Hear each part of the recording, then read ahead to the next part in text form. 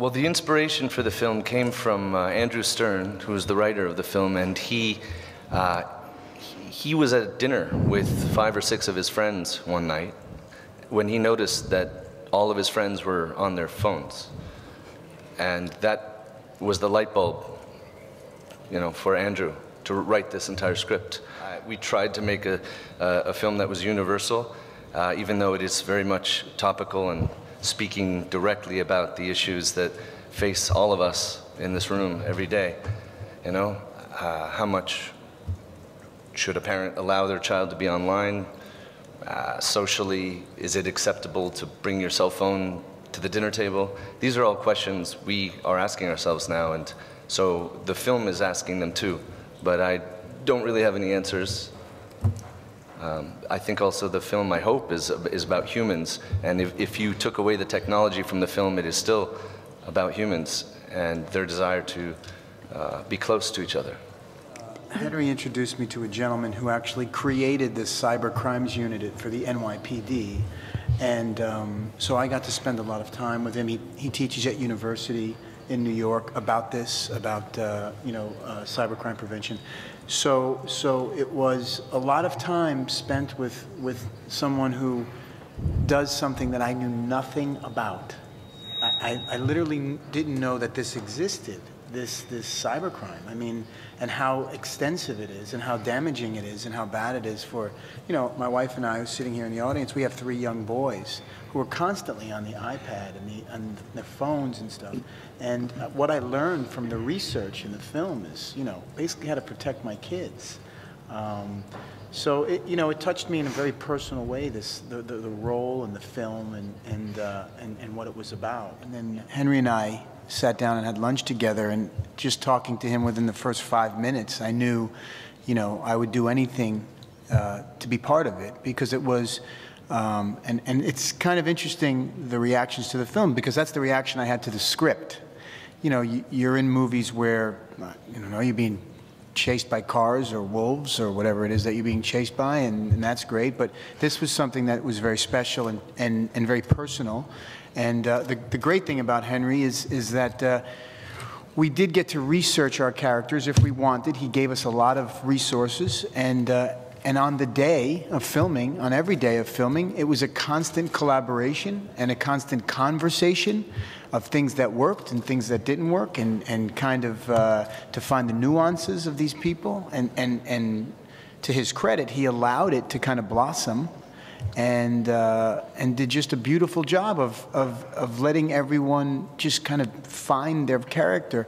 And coming from a documentarian background, I think it's interesting that, you know, because Henry often says he would shoot a documentary about this subject matter, and that's what it sounds like the film, that's the way the film has touched people, like because we're learning about ourselves, you know, something that's very important, and I can't stress it enough, being a father, how it's shaped my family. You know, the internet and technology, and watching my kids constantly and protecting them from it and introducing them to it, and because there's also great things about it, you know. So it was a great collaborative experience. But no, unfortunately, I have no credit in writing any of it. Well, I think Frank is being humble. Frank spent a lot of time with the cybercrime detective who he based his character on, and a lot of the information that he delivers comes right off the top of his head after having been briefed and having learned what it is that the real-life character, in this case was John Otero, you know, had told him about the internet. So there was a lot of rewriting, but it happened naturally. I mean, it was always very important to me that the actors just use their own words at times. Yeah. And when you hire actors who are very truthful, you can trust them to, you know, rewrite things on the spot, which there was quite a bit of on Frank's part. And you know when things seem real, and that's only when you get something that feels real and that feels documentary real, like eavesdropped almost. Yeah. That's when we would move on. We would look at each other, we would say, that felt very real. Real, yeah. I mean, it's nice when people talk over each other. Yeah. It's nice when people don't finish their sentences. It's nice when people repeat ideas. That's what we do in life. That's what I'm doing right now. when you feel odd, you know, like you finish and you feel odd, it's like, okay, that was good. It was weird. Let's be weird, you know. So, and that's, you know, that's, a lot of directors would never allow that. And well, I don't really direct. No, he doesn't. I allow. I just allow. I just want them to find the most natural way to have a conflict, or the most natural way to deliver a piece of information. And if you are very sensitive and you are open to actors, and if you get the cameras out of their faces, away with long lenses, and you shoot with 2 cameras, which we often did, sometimes the actors didn't even know where the camera was, or didn't even know that it was on, which happened a few times with Frank, who didn't even realize I was on him, recording, you know? I could have been better. Why don't you talk about working with Colin? Yeah, with Colin Ford, yeah. You know, this is a kid who I had met with, and somehow he seemed like he was older than I was. I don't know how he did it. And you know, the great thing about Henry, again, and about kid actors is that if they're good, you know, acting is all about imagination, and who's got better imaginations than children? If they're good, you leave them alone, if they understand what they're doing, and that's exactly what Henry did, basically, is to leave this kid alone and let him explore this character. And he wasn't, and also, then this kid is one of the stars of the movies, you know, and working with him, and Henry, I think, will agree. You know, it was like working just with another actor. It wasn't a kid. He wasn't a kid. He really brought so much for me, playing a father and being a father of a child the same age, that it was very little acting to do. And again, it's because of the casting of these kids. And you know, listen, the reality is, you know, I'm old at this point, so, you know, who do I want to protect and who do I want to teach, and who's going to change the world for all of us is these kids, these 15 and 16-year-old kids. And there's hope, because he understood what he was doing on set, you know. It's really amazing when you work with kids who know what they're doing. It's scary how smart a 15-year-old is, and how, you know, unintelligent some of us, you know. Well, we listen to them a lot, because, yeah, you know, they grew up with this technology, and if the film was truthful for them, then we knew it would be truthful.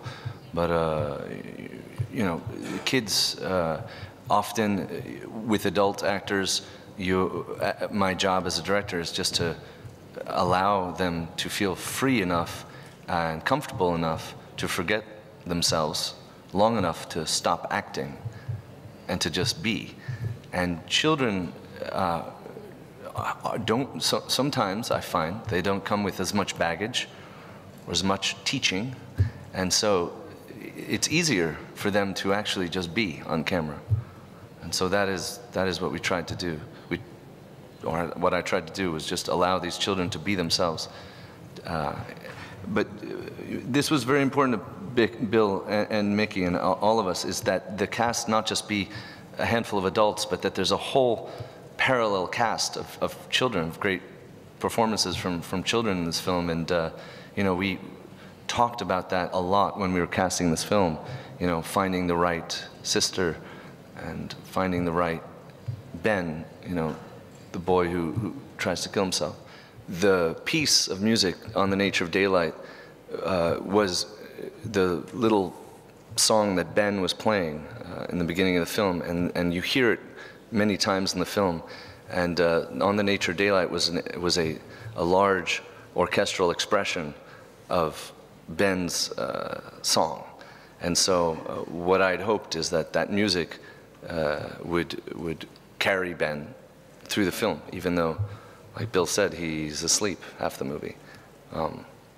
Yeah, I mean, I hate happy endings too. I think it gives cheap answers, easy answers to us. And American cinema, sometimes we're guilty of that, you know, giving very easy answers. And you know, you have one storyline where the journalist is going away crying, and you've got another storyline where the young boy may or may not wake up, but his sister has learned a valuable lesson and is holding him so tight and would take a bullet for him at the end of this film. whereas in the beginning she mocked him in front of her friends. And then you have a third storyline that ends with a couple who were trapped in a listless marriage and couldn't get out of, you know, the pain of having lost a child. And you get a sense that maybe, just maybe, they'll start over again. So those are three very different emotions, I think, to put in a mix at the end of this film. And, you know, I just, you know, like life, it's a real mixed bag, you know? And that's what I was hoping for, is that the end of the film would not be, like Bill said, pat, that it would give you a range of emotions that do happen in life, you know? That was the attempt.